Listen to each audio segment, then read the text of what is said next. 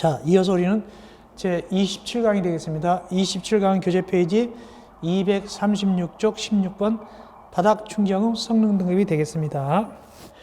자, 보니까 무엇이 중요하냐? 거기 1번 국토교통부 장관은 거기 성능 등급을 기준에 따라서 인정하는 기관, 즉 성능 등급 인정기관을 지정한다. 누가 지정하느냐? 국토교통부 장관이 누구를? 바닥 충격 성능 등급 인정기관을 지정합니다. 그거 하시면 되겠어요. 국토교통부 장관이 바닥 충격 성능 등급 인정기관을 지정한다. 그 다음에 동그라미 3번이 중요합니다. 이때 인정했던 기간을 취소할 수 있다. 누가? 당연히 국토교통부 장관이. 왜 취소했을까? 박스. 거짓이나 그 밖에 부정 방법으로 바닥 충격 성능 인정기관으로 지정을 받은 경우 등 모두 4가지가 취소 사유입니다. 취소되는 사유인데 특별히 기억을 주의하세요. 기억은 왜 주의해야 되냐?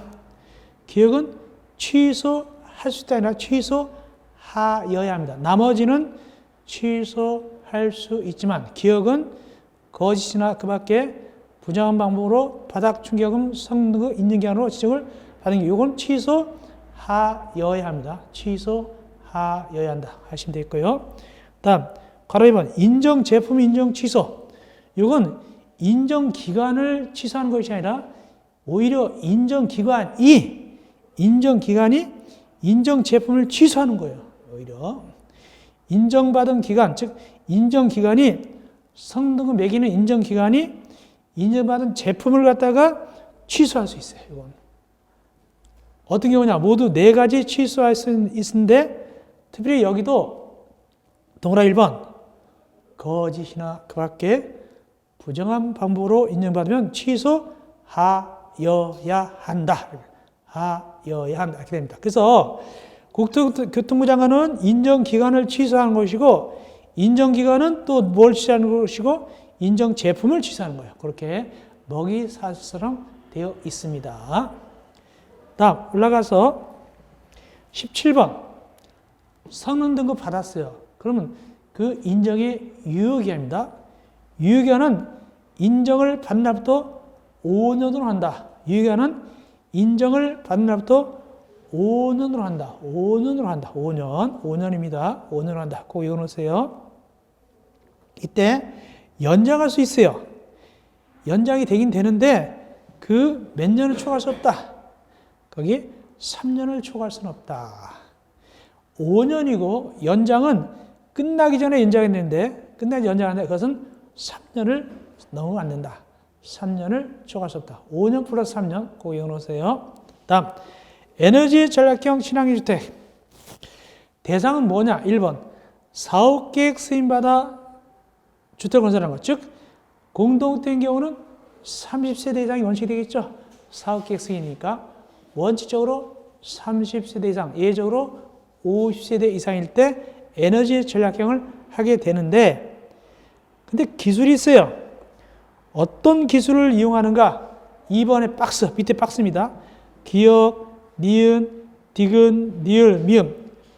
하나만 봐드릴까요? 기역, 고단열, 고기능, 외피구조, 기밀설계, 일조확보 및 친환경 자재 사용 등 저에너지 건물 조성 기술. 근데 재밌는 게 뭐냐면 기역의 앞에는 고단열, 고기능이 나가는데 뒤에는 저에너지라고, 고에너지가 아니라 저에너지예요. 그런 것도 속으면 안 돼요. 고에너지는 틀린 거예요.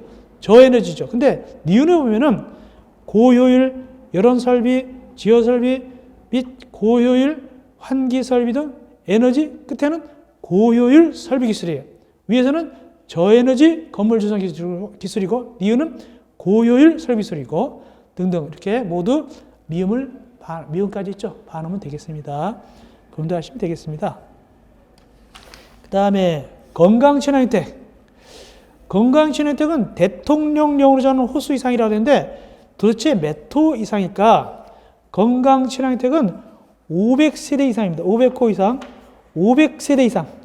건강친환주택은 500세대 이상입니다. 제일 위에 대통령 정하는 호수가 500세대 이상이 되겠습니다. 이럴 때 건강친환형을 하게 됩니다. 밑에 나오네. 2번 500세대 이상일 때 한다. 무엇을 고려해서 세대 내에 실내 공기 오염물질 등을 최소화할 수 있는 건강친환주택을 해야 된다. 참고로 보시면 되겠습니다. 다음 19번 고급화주택. 시험지에 나온 적이 있습니다. 고급화주택. 뭐냐? 누가 인정하느냐? 고급화주택은 누가 인정합니까? 국토교통부 장관이 인정합니다. 고급화주택으로. 그럼 고급화주택이 뭔데? 국토교통부로 저는 성능 기준 및 생산 기준에 따라서 맞춤식 등 고급화 공법으로 건설한 주택. 이게 바로 뭐다? 고급화주택입니다.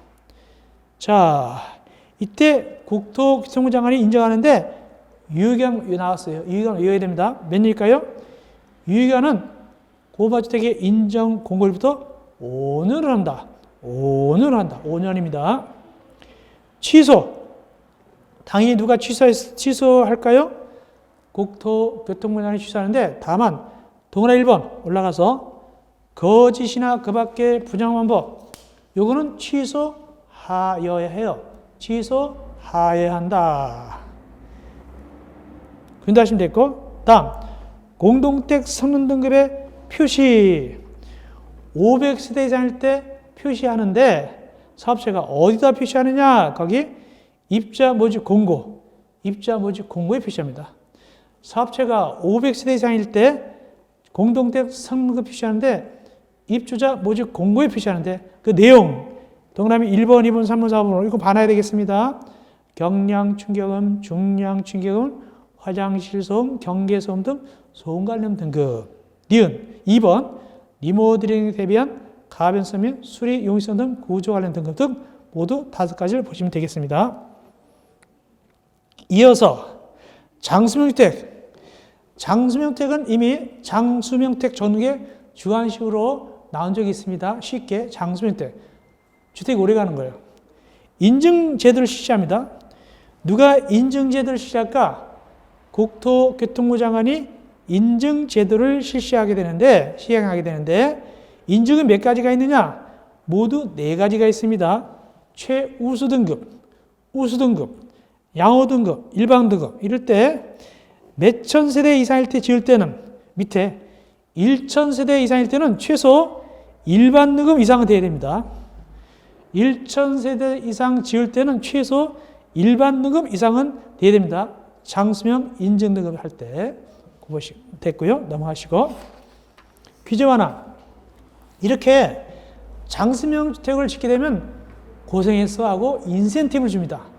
근데 등급이 얼마 이상일 때 인센티브 주느냐? 240조 제일에 우수 등급 이상일 때. 우수 등급 이상일 때 인센티브를 줍니다. 어떤 걸 올려주느냐? 주의하세요.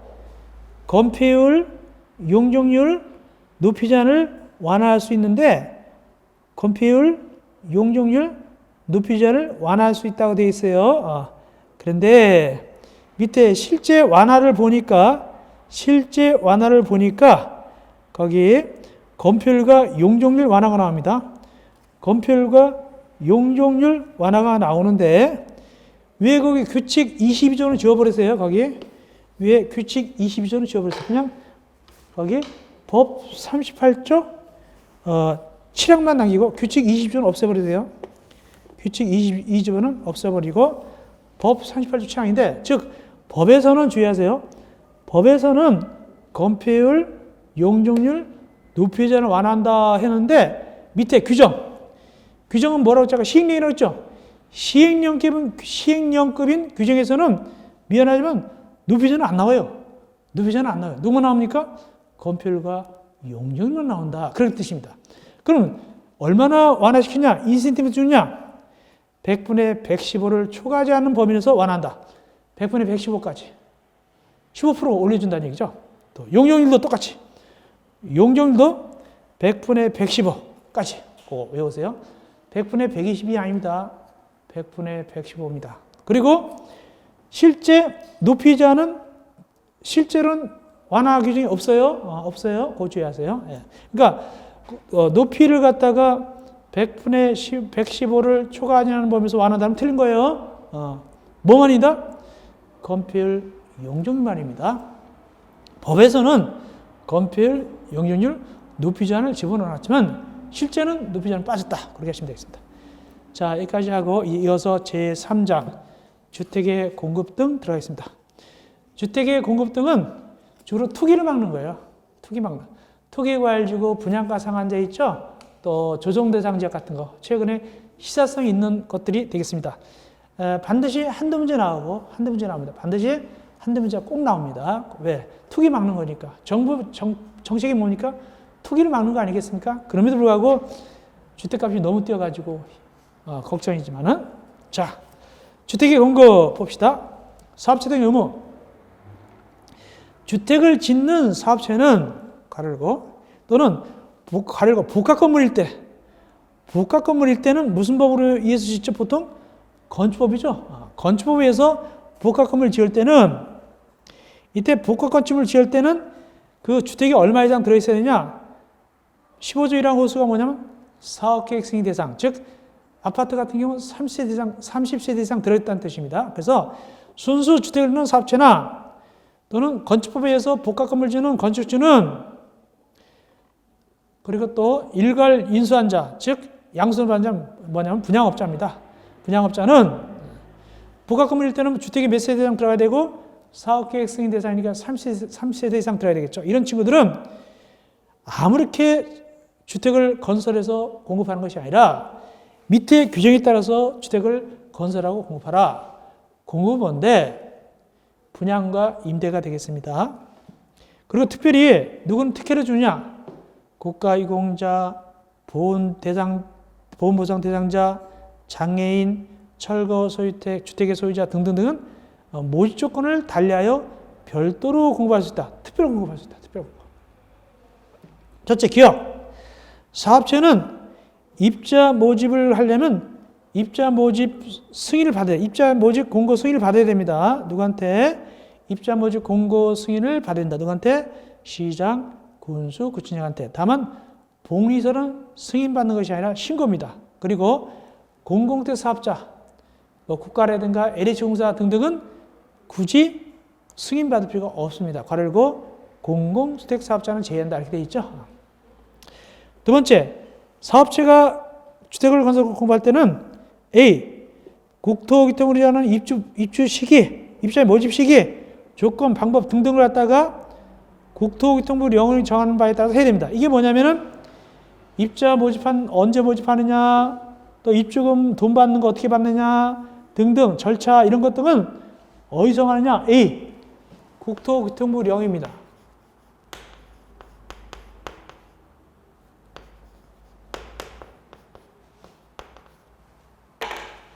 국토교통부령인데 이게 뭐냐면 주택 공급에 관한 규칙이 되겠습니다. 주택 공급에 관한 규칙입니다. 주택 공급에 관한 규칙이 되겠습니다. 주택 공급에 관한 규칙. 국토교통부령.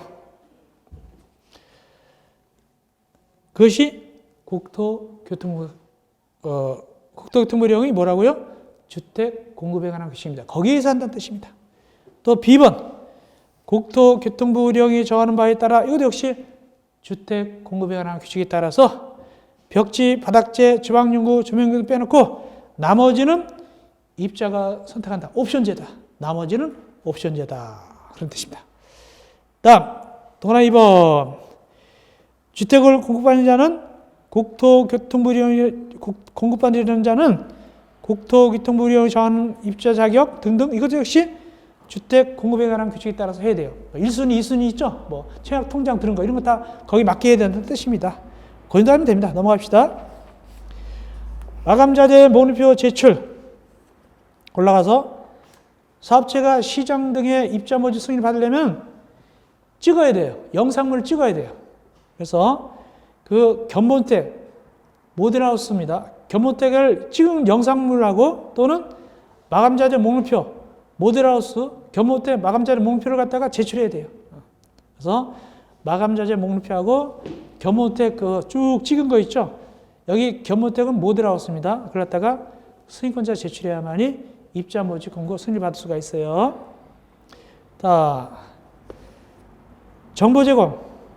사업자는 주택 공개계약을 체결할 때, 분양계약 체결할 때 입주인자한테 다음 자료로 정보를 제공합니다.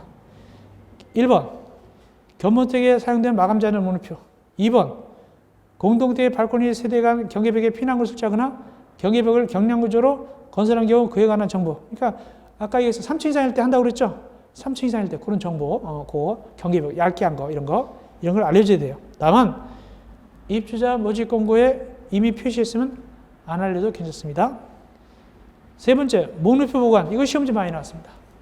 이 목록표하고 영상물을 받았으면 시장공사가 보관한다. 이게 시험지 많이 나왔는데 몇 년 이상 보관하느냐? 2년 이상 보관한다. 2년 이상 보관해야 되며 입주자가 열람을 요구할 때는 공개해야 됩니다. 2년 이상 보관입니다. 알아놓으세요.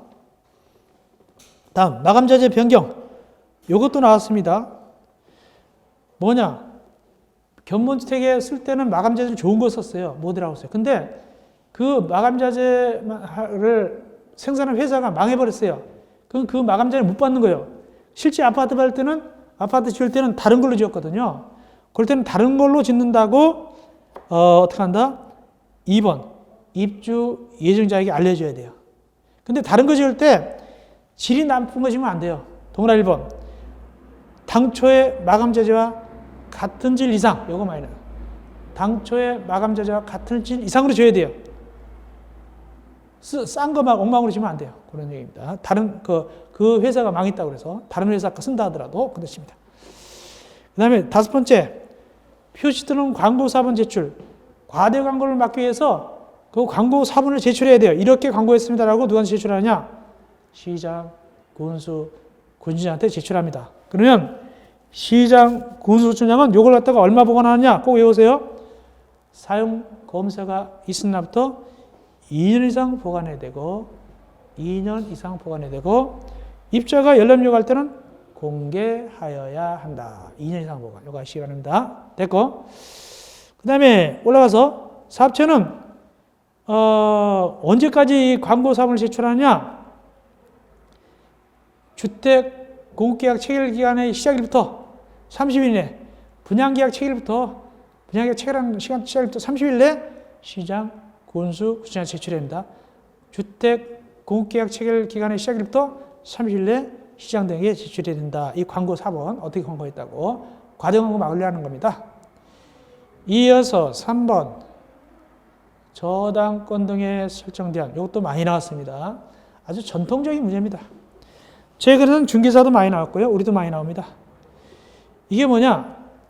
아파트를 짓다가 아파트에 대하여 또는 땅에 대해서 마음대로 팔아먹거나 저당잡거나 증여하거나 이러면 안 된다는 뜻입니다. 그럼 누가 손해보느냐? 그것을 분양받은 자가 손해보니까 즉 입주 예정자가 손해봤기 때문에 마음대로 하면 안 된다. 언제부터 언제까지 이런 행위하면 안 되느냐? 거기 입자 모집 공고 승인 시청일부터 입자 모집 공고 승인 시청일부터 다만 주택조합은 사업계획 승인 시청입니다. 주택조합은 사업계획 승인 시청일부터 언제까지 이런 행위가 맞느냐? 대지 및 주택에 대해서 소유권 이전 등기 신청할 수 있는 날 이후 60일까지 60일 요 사이에 하면 안 된다. 뭘 하면 안 되느냐? 밑에 저당권, 가등기납권, 담보물권 설정이 전세권, 지상권 주의하세요. 그냥 부동산 임차권이 아니에요. 등기되는 부동산 임차권, 등기되는 부동산 임차권 그거 안 되고 더군다나 매매 증여 안 되겠죠? 매매 증여 다 안 된다. 그 뜻입니다. 근데 아까 소유권 이전 등기 신청할 수 있는 날 이후 60일이라는데 소유권 이전 등기 신청할 수 있는 날은 뭐냐? 밑에 보니까 사업체가 입주 이행자에게 통보한 입주 가능일입니다. 그것이 바로 소유권 이전 등기 신청할 수 있는 날. 즉 입주하세요. 이런 날입니다. 입주하세요. 그날입니다. 다음 보충할 수업. 근데 입주자 동의 없어도 할 수 있다. 원래 동의 받았는데 하려면 동의 없어도 할 수 있는 경우가 있다. 거기 1번, 2번, 3번 보충할 수. 1번, 2번은 뭐냐? 이렇게 생각하시면 돼요.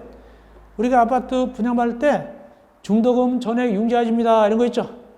이런 거는 그 입주한테 이익이 되는 거니까 동의 안 받고도 그 사업체가 은행하고 협의해가지고 융자를 받을 수가 있는 겁니다. 그래서 1번 이유입니다.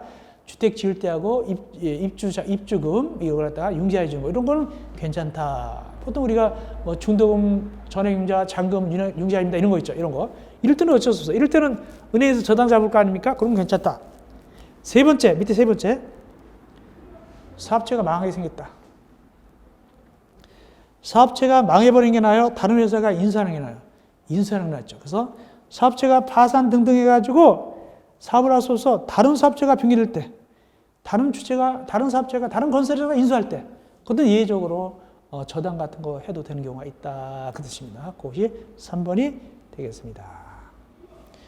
이어서 244쪽 올라와서 부기등기. 그래서 사업체가 마음대로 남한테 팔아먹거나 저당 잡을까봐 그 등기, 소유권 등기에다 부기등기를 해놔야 돼요. 소유권 등기에다가 부기등기합니다. 입주인자 동의 없이 양도하거나 제한물권을 설정하거나 이러면 안 된다라고 부기등기 해놓습니다. 누구를 보호하려고? 입주 이행자를 보호하려고. 근데 부기등기 안 해도 되는 경우가 있다. 두 번째, 사업자가 공공기관이거나 주택 소유자가 아닌 경우, 대지 소유자가 아닌 경우, 그 다음에 대통령이 정하는 경우, 즉 사업체가 공공기관이거나 대지 소유자가 아니거나 대통령령을 정할 때는 그때는 부기등기 안 해도 괜찮습니다. 특별히 대지에 대해서 안 해도 괜찮습니다. 대지에 대해서. 부기등기 신기 시험지 많이 나왔습니다. 중개사, 관리사 다 나옵니다. 언제 부기등기 하냐? 대지는 입주자 모집권고 승인 신청이 돼 신청과 동시합니다. 대지는 입주자 모집권고 승인 신청과 동시하게 되고 주택은 소유권 보존 등기와 동시합니다. 대지는 입주자 모집권고 승인 신청과 동시하게 되고 주택은 소유권 보존 등기와 동시한다. 꼭 외우시기 바랍니다. 그러면 이 부기등기를 언제 말소할 수 있느냐? 언제 말소할 수 있느냐면 세 가지입니다. 사업계획 승인이 취소되거나 입주 이행자가 소유권 이전 등기를 신청한 경우 이 두 가지 경우 또 말소할 수 있고 세 번째 소유권 이전 등기 신청하신 이후 60일이 지날 때 이것도 역시 말소할 수 있습니다. 세 가지입니다. 사업계획 승인이 취소됐다. 입주 이행자가 소유권 이전 등기 신청했다. 소유권 이전 등기 신청할 이후 60일이 지났다. 이때 세 가지 경우 부기등기를 말소할 수 있습니다. 부기등기 효력. 부기등기 했는데 누가 저당 잡았다, 압류했다. 그러면 그 압류나 저당 효력이 어떻게 되냐? 무효로 한다. 취소할 수 있다가 아니라 무효로 한다가 중요합니다. 동그라미 4번. 근데 박스는 무효가 안 된다. 기억, 니은. 기억은 뭐냐? 아까 융자 받은 거. 아파트 건설할 때 또 입주할 때 융자 받은 거. 이거 기억입니다. 이럴 때는 무효가 아닙니다. 이건 아까 괜찮다고 그랬죠? 무효가 안 되고. 니은. 아까 사업체가 망하게 생겨서 다른 사업체한테 넘겨주는 거 있죠? 그것도 역시 괜찮다. 이럴 때는 무효가 아닙니다. 무효가 아니다. 다음 세 번째. 주택건설 대지의 주택도시보증공사 신탁. 자, 요건 좀 설명을 요건 민법적 실력이 필요한데 요건 약간의 좀 각성을 하고 좀 봐야 되겠네요. 조금 약간 어려운 얘기가 되겠으니까 천천히 봐드리겠습니다. 주택건설 대지의 주택도시보증공사 신탁 드리겠습니다. 여기 등장인물이 누구냐면은 사업주체, 주택도시보증공사, 제3자 이 세 명이 등장인물입니다. 이 스토리에는. 그래서 이제 삼각형이 되는데 보겠습니다. 민법에서 준케이스 할 때 삼각형 하는 경우도 있죠. 삼각형. 예, 봅시다. 여기. 자, 일단은 주인공 나오십시오. 사업체가 나오고 사업체. 그 다음에 주택도시보증공사가 또 나오고 주택도시보증공사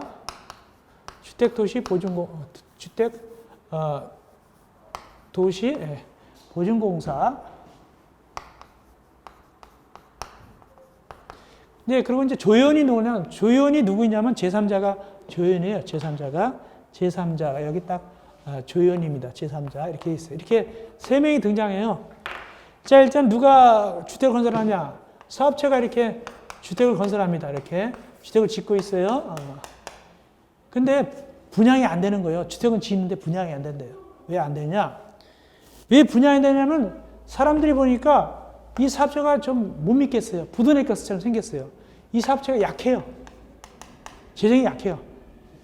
부도날 것 같아요. 그리고 부도가 안 되니까 어떻게 하냐? 이 사업체가 누구 얼굴을 빌리냐면 주택도시보증공사 얼굴을 갖다가 빌리는 거예요. 그래서 사업체가 주택도시보증공사한테 얘기하기를 거기 보니까 저 좀 도와주시겠습니까? 하고 분양보증 좀 해주세요. 그래, 분양보증. 분양하는데 분양이 안 돼요. 분양보증 좀 해주세요. 그러니까 주택도시보증공사가 야, 널 뭘 믿고 보증해주냐? 제 땅이 있습니다. 이 땅을 갖다가, 이거 대지를 갖다가 이거 넘겨줄 테니까, 신탁할 테니까, 대지를 신탁할 테니까, 나를 분양보증해주세요. 그렇게 하는 거예요. 그러면 이제 대지를 신탁받고 분양보증해주면 사람들이 이 신탁회사를 갖다가 보고서 분양을 하는 거예요. 이렇게 돈을 신청하고 분양 신청합니다. 자, 그런데, 그럼 나중에 제대로 잘 지었어요. 무사히 잘 지었으면 다시 이 대지를 찾아와야 돼요. 대지를 신탁을 갖다가 해지해가지고 다시 이걸 찾아옵니다. 찾아오는데 이때 제3자가 누구냐면 이 사업체 빚쟁이에요. 사업체 빚쟁이. 채권자. 사업체 채권자가 가만히 기다리고 있다가 이제 대지를 다시 찾아오잖아요. 새로 지었으니까. 잘 지었어요. 대지를 찾아올 때 얼른 압류하는 거예요. 이걸. 얼른 압류해버리는 거예요. 이걸. 자기 거 만들려고. 압류해가지고 경매 넘기려고. 이거 효력이 없다. 이건 효력이 없다. 이 제3자가 요 찾아오는 건 효력이 없다. 일정 기간 효력이 없다라는. 왜? 효력이 있게 되면 이 땅이 날아가 버리면 여기 입주자들은 땅이 없는 아파트를 갖게 되니까 이 대지를 보호하려고 제3자가 빚쟁이가 압류했을 때 효력이 없게 하는 것입니다. 자, 그런 얘기입니다. 천천히 볼까요? 자, 1번. 사업체의 재무상황 및 금융거래상의 극히 불량해서 사업체가 약해요. 그래가지고 분양이 안 되니까 주택도시보증공사가 분양보증을 해주는 거예요. 다만 주택도시보증공사는 무엇을 잡고서 주택건설 대지를 갖다가 신탁하게 해놓고 그 다음에 주택건설 대지를 갖다가 어떤 간에 신탁을 해놓고 그 다음에 보증을 받게 되는 겁니다. 보증을 받게 됩니다. 즉 신탁을 할 수가 있어요. 저당권, 제한, 부기등기 이런 거 상관없이 신탁을 할 수가 있어요. 분양보증 받기 위해서. 그러면 올라갑시다. 이때 대지를 신탁한 경우 신탁 등기부터 입주인자가 해당 주택을 대지 소유권을 이전 등기를 신청할 수 있는 이후 60일까지 기간 동안 해당 신탁을 종료 원인한 사업체의 소유권 이전 등기 청구권에 대한 압류, 가압류 등 처분은 효력이 없다는 것을 신탁계약 조항에 포함시켜야 된다. 자, 사업체가 주택건설 대지를 신탁했어요. 공사가 다 끝났어요. 그러면 이제 입주인자가 주택건설 소유권 이전 등기를 신청할 수 있어야 되겠습니다. 입주인자가 주택건설 소유권 대지를 신청할 수 있어야 되는데 그부터 60일 동안에 신탁 해지를 갖다가 종료를 원인한 사업체 소유권 이전 등기 청구권에 대해서 즉 이제 입주자들이 대지 소유권 이전 등기 받는단 말이죠. 건물만 아니라 대지까지 다 이전 등기 받습니다.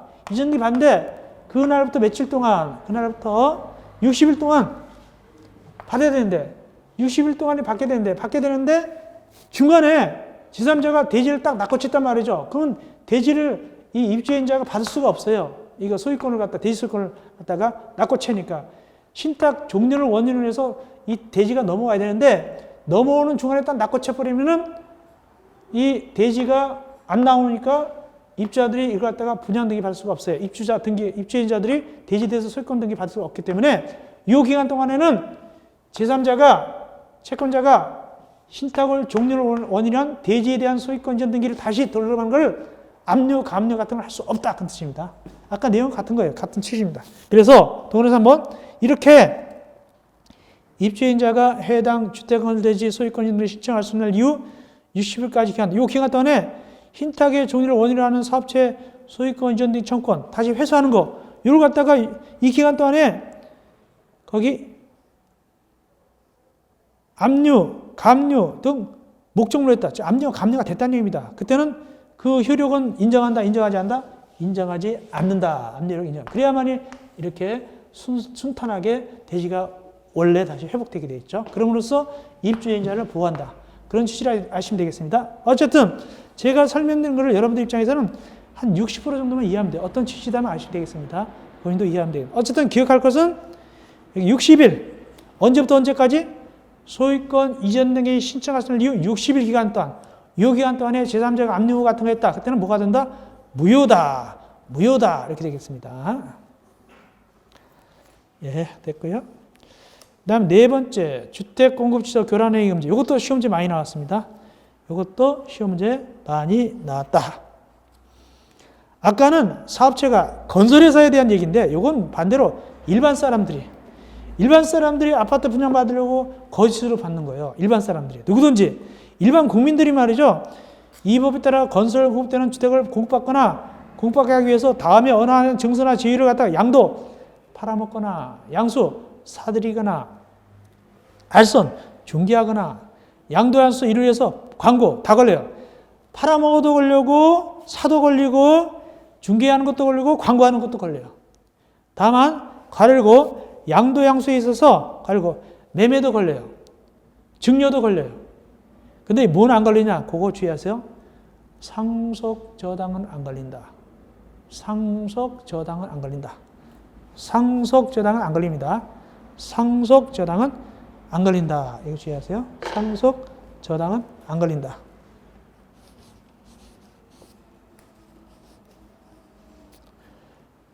그러면 어떤 것을 하다가 그러면 거기에 하면 걸리냐? 어떤 것을 팔고 살고 양도 양수 광고 알선 다 걸리냐?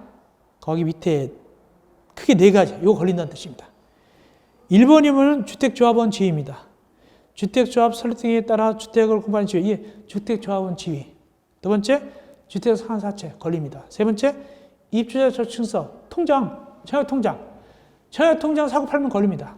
네 번째, 그 밖에 무허가 확인서, 건물 철거 증서, 철거 확인서 이런 거, 철거 법인 딱지 같은 거, 이런 거. 또 밑에 이주 대상 딱지 이런 거, 이주 대책 대상 지자 확인서 이런 거. 이런 걸 사고 팔다 하면 걸린다는 뜻입니다. 라고 봅니다. 근데 여기 안 걸리는 것이 있다. 꼭 적으세요. 무엇이 안 들어있느냐?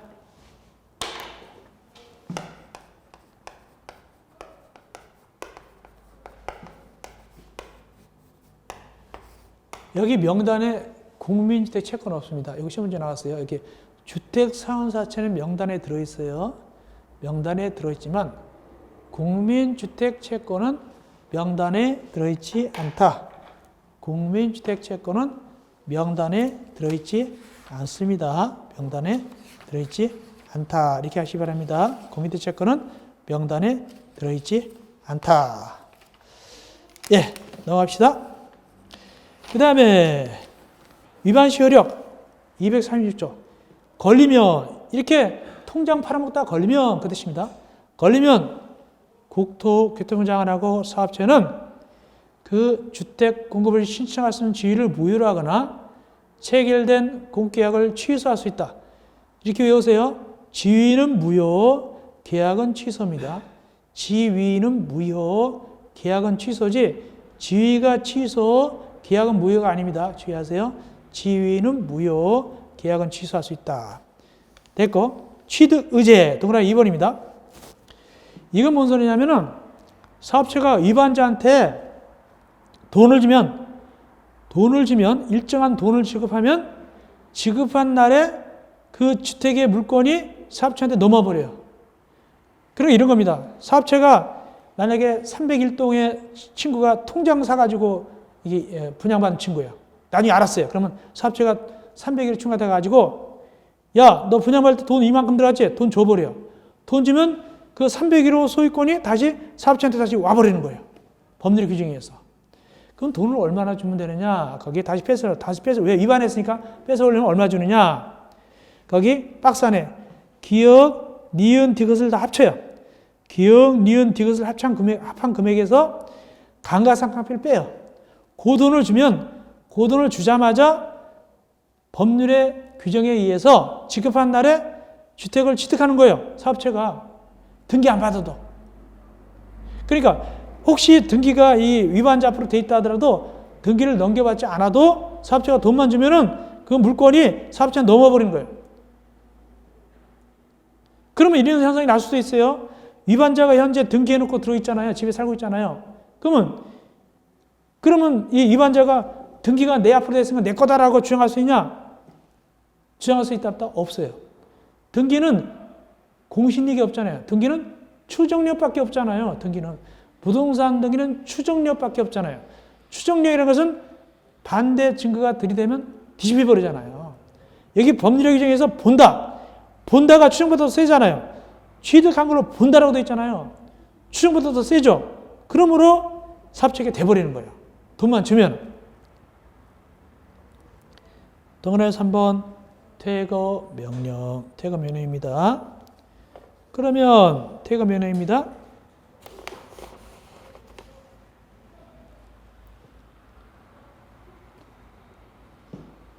그럼 만약에 위반자가 그 사실을 알았다면 돈만 받으면 자기 것이 물건이 넘어가 버린다는 알았다면 돈 안 받으려고 그래요. 도망 다녀요.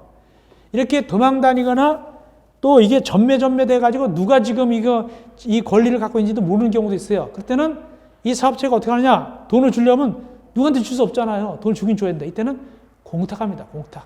거기 법원에다 공탁합니다. 법원에다 공탁하면 실제로 그 주인이 받지 않았어도 권리가 돈을 받은 걸로 보고 눕게 돼버린다? 사업체가 돼버리는 거예요. 자기도 모르게 집 뺏기는 거랑 마찬가지입니다. 그런 뜻입니다. 이때 공탁 사유가 거기 뭐 있죠? 모두 기역, 니은, 디귿 4가지가 있습니다. 매수인을 알 수 없어 주택가격 수정을 통지할 수 없을 때 매수인에게 주택가격 3회 이상 받으라고 그러나 수정을 거부할 때 안 받으려고 그런단 말이죠. 그런 경우도 있겠죠. 안 받으려고. 받으면 권리가 확 넘어가 버리니까 등등등. 이 4가지일 때 공탁할 수 있어요. 그러면 이제 공탁해놓으면 어떻게 한다? 사업체가 돼버리는 거죠. 그런 얘기입니다. 그리고 또 혹시 거기 살고 있으면 나가라 그럴 수 있어요. 왜 나가라 할 수 있을까요? 퇴거를 명할 수 있다. 이제는 물건이 누구한테 넘어왔어요? 사업체한테 넘어왔죠. 그럼 물건은 민법적으로 물건의 그 행사 쓴 것이 뭐냐면 물건전 청권 있잖아요. 즉 우선적으로 변제받는 거 있고 우선 변제 또 방해 배제 청권, 방해 예방 청권 등등 해서 특별히 방해 배제 청권 등을 행사해서 나가라고 수 있단 말이죠. 그것이 퇴거를 명할 수 있죠. 그런 뜻입니다. 그러면 그 위반자는 쫓겨나야 돼요. 다만 돈은 받는 것이죠. 돈도 많이 받을까요? 조금 받는 거예요. 아까 거기 입주금액, 기역, 니은, 디귿 합한 금액에서 감가상각이 뺀 것만 돈 돌려줘 버리니까. 마지막 정가 있는 친구. 이렇게 위반한 정가가 있는 친구는 10년 범위에서 주택 입주자격 제한한다. 즉 청약할 수가 없어요. 10년 범위에서 일정 기간 동안 청약할 수 없다. 이런 제도가 마련되어 있는 거예요. 이게 바로 일반 사람들이 지켜야 할 내용이 되겠습니다. 여기는 안 나왔지만 3년 이하 징역 3천만 원이 벌금이 원칙적으로 걸리면 3년 이하 징역 3천만 원 이하의 벌금이 되어 있고 일정 경우는 벌금이 더 추가되는 경우도 있어요. 그렇게 보면 되겠습니다. 이어서 5번 전매 제한. 소위 무단전매죠. 무단전매. 일정 기간 팔지 마시오. 근데 파는 거 아니겠습니까? 이게 전매 제한되는 경우 모두 몇 가지가 있냐? 거기 박스 안에 4가지 경우가 있다. 투기과열지구에서, 조정대상 지역에서, 분양가 상한제 지역에서, 공택지 외의 지역에서 지은 거. 이거 4가지일 때 전매 제한 돼가지고 금지돼요. 일정 기간 금지된다. 팔지 마. 너 돈 남기려고 그래? 팔지 마. 이렇게 한단 말이죠. 이때 올라가 보니까 이때 전매 제한 대상 보니까 여기서 주택 그럼 뭘 얘기하냐? 주택도 얘기하고 입주권도 얘기하는 거예요. 지금 여기 박스 안에 주택 나오죠? 그러면 주택도 얘기하고 입주권도 포함된 개념입니다. 입주권도 포함되고 진짜 주택도 포함되고. 이럴 때 이 전매 제한 기간은 몇 년 범위냐? 10년 이내. 10년 이내가 되겠습니다. 10년 이내에서 대통령을 정합니다. 그 대통령을 어떻게 정하느냐? 밑에 박스로 이제 정하는 거예요. 밑에 2번 전매 행위 제한 기한 해서 쭉 거기 247, 248, 249 쪽 있죠? 그렇게 정합니다. 그런데 뭐가 중요하냐? 뭐가 중요하냐면 다시 올라가서 거기 그냥 247쪽 위에 매매 증여 걸려요. 근데 뭘 안 걸리냐? 이거 주의하세요. 시험지 나왔어요. 매매 증여 걸리는데 뭐는 안 걸리냐? 상속의 경우는 제한다. 이거 시험지 나왔습니다. 상속은 안 걸려요. 상속하는 건 괜찮아요. 전매 금지라도 상속은 괜찮습니다. 그러면 네 가지 지역인데 봅시다. 첫째, 투기활주구. 두 번째, 조정대상 지역. 근데 이런 말이 나와요. 63조 2 제1항 2호에 해당하는 조정대상 지역 중 대통령령자 할 때는 제한다. 이게 뭔 소리냐? 2번 설명드립니다. 2번의 후반부 다만. 동그라미 2번의 후반부 다만 보겠습니다.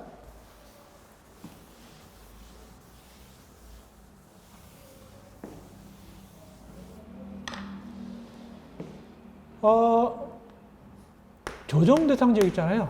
조정대상 지역. 조정대상 지역은 1호가 있고 2호가 있어요. 1호가 있고 2호 있습니다. 여기 지금 몇 호를 얘기하면 다만은 2호를 얘기하죠. 2호 나오죠. 2호. 1호는 과일 지역이에요. 과일 지역.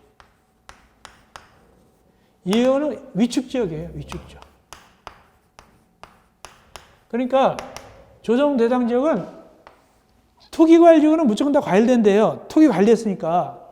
투기과일지역은 과일지역인데 조정은 말이죠. 과일지역도 있고 위축지역도 있어요. 한마디로 조정대상 지역, 아파트 값이 막 뛰어요. 아파트 값 뛰는 건 뭐죠? 과일지역이죠. 근데 찬바람이 불어서 전혀 분양이 안 돼요. 위축지역이에요. 찬바람 부는 지역이 위축지역입니다. 근데 위축지역을 전매금지할 필요가 있어요, 없어요? 그래서 거기 다만 그걸 안 한다. 끝에. 안 한다. 그때 보니까 제한다. 그 얘기예요. 2호가 제한다. 위축지역이니까 제외시켜야 되겠죠? 그러시고 세 번째, 분양가 상한제 적용주택. 분양가 상한제 적용 지역이라 하더라도 투기과일지구가 지정되지 않거나 해제된 지역, 또 공공택지 외의 택지에서 건설되는 건 예외로 안 할 수도 있다. 전매가 금지 안 될 수도 있어요. 분양가 상한제 적용주택이라 하더라도 투기과일지역으로 수도권 외의 지역 중에서는 거기 여러 가지 예외가 있다. 이렇게 말하세요. 너무 복잡하니까. 분양가 상한제 적용주택도 예외가 있긴 있습니다만 원칙적으로는 전매금지고. 마지막, 공공택지에 지은 것. 공공택지에 지은 것도 역시 아닌 거. 공공택지 외의 택지, 민간택지에 지은 거. 이것도 역시 전매제한 금지인데 요거는 전매제한 금지 기간이 짧을까요? 길까요? 생각해 보세요. 동원의 4번. 공공택지, 외의택지에 지은 거예요. 민간택지에 지은 거니까. 전매 금지 기간이 길까요? 짧을까요? 짧습니다. 비교적 비싸게 샀을 거 아닙니까? 공공택지가 아니고. 그래서 짧아요. 6개월 만에 팔아먹을 수도 있고 1년도 있고 막 그래요. 되게 짧습니다. 근데 다만 안 할 수도 있다. 옆에. 다만 57조 이항 갖고 주택하고 57조 이항 갖고 뭐냐면 분양가 상한제 적용주택 예외라고 적으시면 돼요. 분양가 상한제 적용주택 예외는 안 할 수 있다. 57조 이항. 분양가 상한제 적용주택 예외. 그건 예외다. 분양가 상한제 적용주택은 뭐냐? 미리 봐드릴게요. 페이지 몇 장이냐면 251조 박스. 251조 박스 가운데. 251조 가운데 박스 보니까 도시공생할 때 경제자유구역개발 관광진흥법 광토지특구 나오죠? 4개 나오죠? 요거는 분양가 상한제 안 걸려요. 요것은 역시 전매금지 안 할 수도 있다. 그 뜻입니다. 전매금지 안 할 수 있다. 57조 2항이 그거예요. 그렇게 하면 돼요. 그럼 얼마나 걸리느냐? 얼마나 금지되느냐? 얼마나 금지될 것인가? 거기 공통사항 봅시다. 공통사항. 전매 제한 기간은 입주자로 선정된 날부터 기산한다. 기산이 입주한 날이 아니에요. 입주한 날부터 기산하는 것이 아니라 선정된 날. 당첨된 날부터 기산하는 거예요. 당첨된 날입니다. 입주한 날이 아니라 당첨된 날부터 기산하게 되겠습니다. 그런데 하시면 되고, 그 다음에 쭉 넘어가서 복잡하니까 너무 복잡하면 안 되고, 거기 올라가서 248조 위에 2번. 248쪽 2번입니다.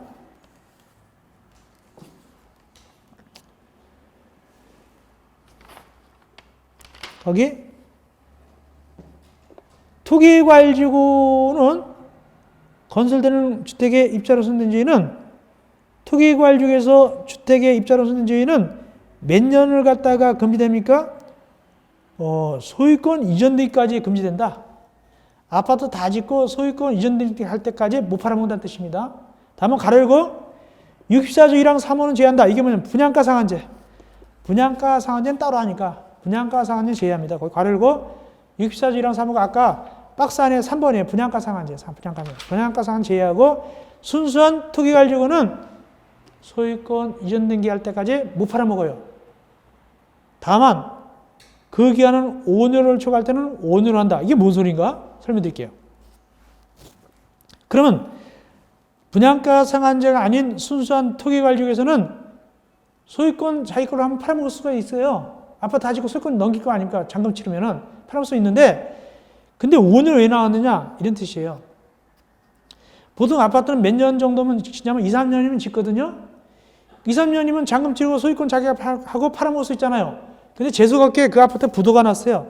짓다가 부도 나서 지금 6년째 지금 짓고 앉았어요. 소유권 이전등기 하려면 언제 하겠습니까? 그때는 5년만 지나면 다 짓지 않아도 팔아먹을 수 있어요. 5년만 지나면. 최악의 경우 5년입니다. 그래서 최악의 경우 5년만 지나면 짓지 않아도 소유권 이전등기 못하더라도 팔아먹을 수 있다. 그런 뜻이 되겠습니다. 약간 복잡하죠. 나머지 생략하겠습니다. 이건 뭐 공무원이 봐야 되는 것이죠. 굉장히 복잡하죠. 이걸 외우라고 권할 수 없어요. 가성비가 전혀 안 나오니까 이거 하라고 권할 수는 없어요. 그 대신 우리 249쪽 괄호 3번 전매 제한 적용배제. 이건 시험지 주의해야 돼. 이건 잘 나오니까. 봐준단 말이죠. 예조로 전매할 수도 있다. 이 기간인데도 전매할 수가 있어요. 봐줘요. 왜 봐주냐? 생업상 사정 등 전매가 불가피한 뭐 이사 간다든 거죠. 뭐 먹고 살려고 이사 간다든가 등등 대통령이 정할 때는 그때는 결혼이나 무슨 직장 옮기는 거, 학교 옮기는 것 때문에 그런 거 봐줍니다. 구체적으로 전매가 금지되는 걸 봐주는 건 뭐냐? 시험지 나오는데 박스입니다. 박스. 최근에도 나왔어요. 첫째, 1번. 세대원 몽땅, 식구 몽땅이.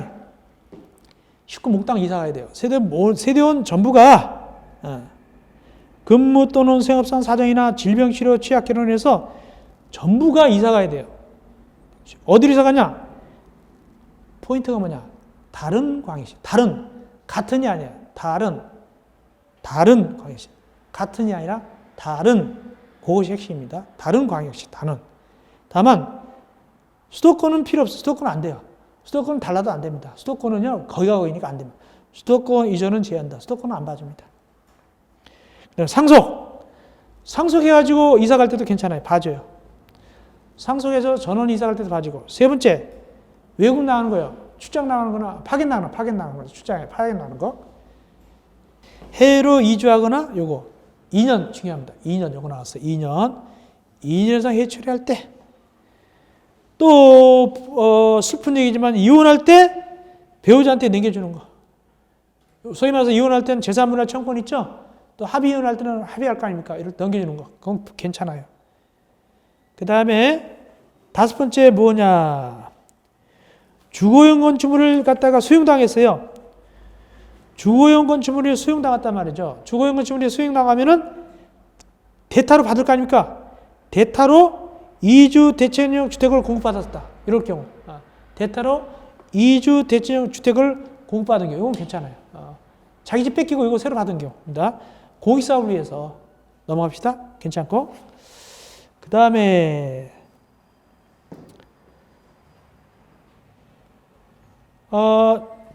빚을 져가지고 집을 뺏기는 거예요. 누구한테 빚 졌냐? 국가나 지방자치단체나 금융기관에 세금 같은 거 못 내거나 융자 못 갚아서 빚져서 경공면에 넘어갈 때는 괜찮아요. 그건 전매가 아니에요. 집 넘어가도. 그러니까 산지 1년 만에 집이 넘겨버렸어요. 원래 1년 만에 팔면 안 되잖아요. 근데 경공매는 괜찮아요. 경매, 공매로 넘어가면 상관없어요. 근데 중요한 것은 누구에 대한 채무냐? 사채업자 채무는 안 돼요. 사채업자 채무는 안 됩니다. 그럼 만약에 사채업자도 된다 그러면은 사채업자 경매도 된다 그러면 일부러 짜고서 야, 너 팔 테니까 내가 돈 못 갚은 걸로 해. 그러니까 네가 경매 걸어. 그냥 남겨버릴게. 그거 안 되는 거야. 그래서 못 믿으니까 개인 같은 거 말고 누구한테만 된다고요? 국가, 지방자치단체, 금융기관, 빚에 그것만 경공매 되는 거지. 나머지 뭐 개인한테 경매에 넘어가 이건 안 돼요. 그건 안 돼. 그래서 가짜로 경매해가지고 넘겨받는다. 그건 안 됩니다. 마지막 입자로 손전지나 주택을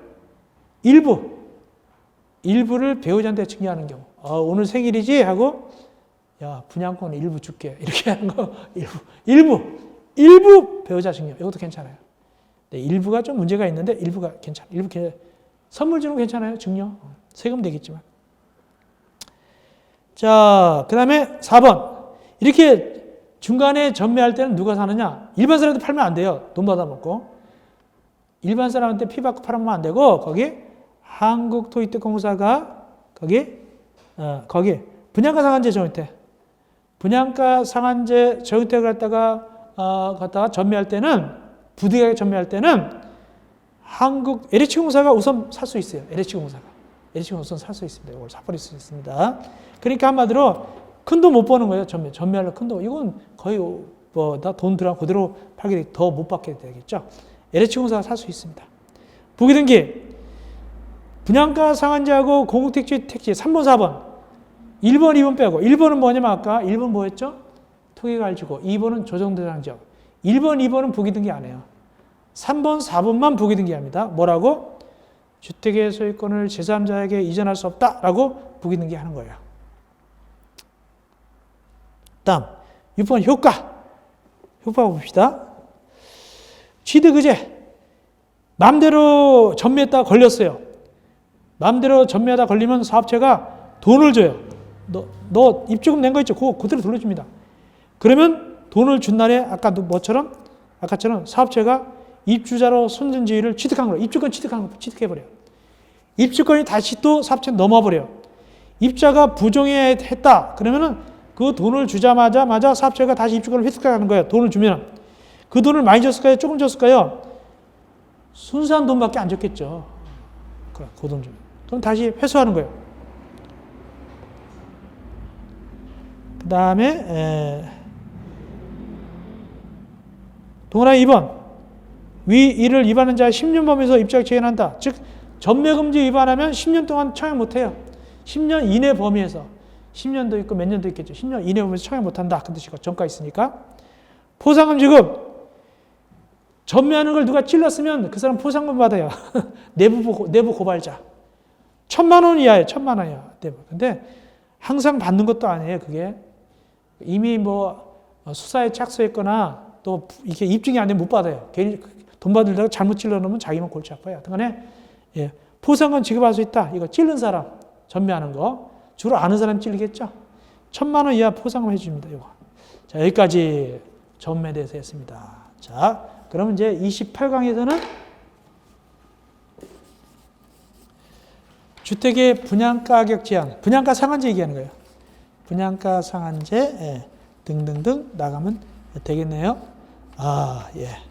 어쨌든 열심히 하고 조금 강좌가 더 강의 늘어날 수도 있습니다. 충실하기 위해서 좀 더 플러스 강의 할 수 있어요. 그러니까 원래 석 달 예정인데 조금 더 이렇게 강을 더 추가할 수도 있어요. 왜냐하면 대강할 수는 없잖아요. 마지막 이론 강의이기 때문에 성실하기 위해서 우리가 어쨌간에 꾸준히 우리가 빨리 하면서도 그렇지만 할 건 다 하겠습니다. 그래서 조금 시간이 모자라면 보강도 더 해드리겠습니다. 고생했습니다. 28강에서 만나 뵙겠습니다.